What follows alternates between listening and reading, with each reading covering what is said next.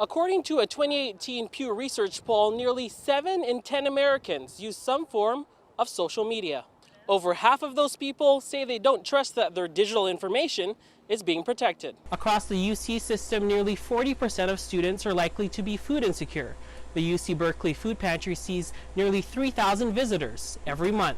Shoshana is not our Sina. That's one of the many messages at tonight's protest, where organizers say the Rear Admiral's response to the MAGA Haga is unacceptable. This 4,500 square foot universal locker room features 400 lockers, 16 individual changing rooms, and private toilets. Just 3 years after the church was completed in construction in 1681, Chamorros in the opposition tore it down. With Guam's jails and prisons overpopulated by 40%, Senator Will Castro says we're in a crisis that takes an international community to come to a solution. Frank isn't alone. He and about a handful of other fishermen travel between Guam and Rota by boat every week, sometimes even transporting caskets that are too large to fit in the aircraft. For investors of establishments like the one behind me, often are the recipients of breaks and exemptions that small businesses are not offered. Sisters from and daughters of the northern island of Pagan are on Guam with a mission. They are advocating against the military's plan to use the islands as a live fire and bomb training grounds and hope more Chamorros and Refalawash resettle the island. The site of Guam's first Spanish church from 1681 is being excavated, uncovering colonial period remains in Humatak.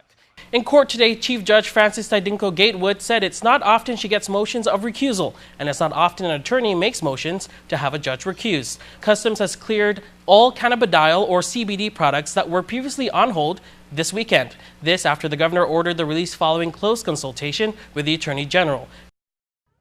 Over 6 million rounds of ammunition will be exchanged at the site of the firing range. No amount of trash cleanups and photo ops that they can do will make up for the amount of contamination. Jessica Nangauta with Protehil de Texan and over 200 protectors made their voices heard at last night's demonstration in Hagåtña. They've garnered more than 14,000 signatures in support of their cause online. Shoshana is not our Sina. That's one of the many messages at tonight's protest, where organizers say the Rear Admiral's response to the MAGA Haga is unacceptable. Advocates showed up in full force holding signs sharing a unified message: protect the Chamorro people. We want our governor to speak up, and we want her to have a stronger voice and not just say pause around the tree. The Rear Admiral's response to the MAGA Haga's request for a pause until December heavily relies on her assertion that the fire tree is already protected. Organizers say that only scratches the surface of detrimental impact. Senator Sabina Perez locked arms and has a message for Chatfield. With all due respect to Admiral Chatfield, I know she's going to be here for just only a short period of time. I mean, why not pause? And why have to really just ramrod this decision through? Senators are touring the contested site on Friday and may call for a complete halt. Supporters like Tiara Napati says the military is controlling without consent. It's more than just a one-time construction event. It's permanent destruction of the limestone forest we can't get back. For many protectors, this isn't the end. Reporting for Guam's News Network, I'm Tomas Manglotna.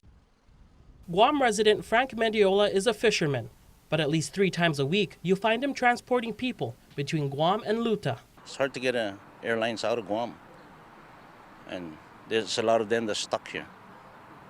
So we try to help them. Frank's boat is the solution for many families who can't catch a flight on Rota's only commercial airline passenger service, Star Marianas, which offers 6 to 8 seats.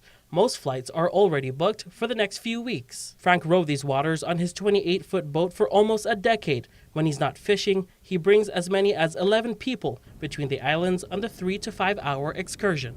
I've done it for weddings, funerals, and all types of parties. He's done more of the trips after United Airlines terminated its services to Rota a year ago. Their 166-seater plane only flies between Guam and Saipan. United Corporate Communications tells KUAM that it has no plans to add services to Rota. The demand is so great that in the middle of this interview, another family called Frank to schedule their trip from Luta. Some of the stories he hears on deck are more extreme. I got a call one day, and this individual is on wheelchairs, and they want to accommodate him on the airline because he's on wheelchairs. I mean, that guy can't get off so we load him up on my boat, try to bring him down as comfortable as we can. He says even if it comes at a personal cost, it's stories like this that motivate him to take the journey. I work for the government, and we are a public servant for and I also consider me doing this to the people of Rota as a servant, public servant. Reporting for Guam's News Network, I'm Tomas Manglona.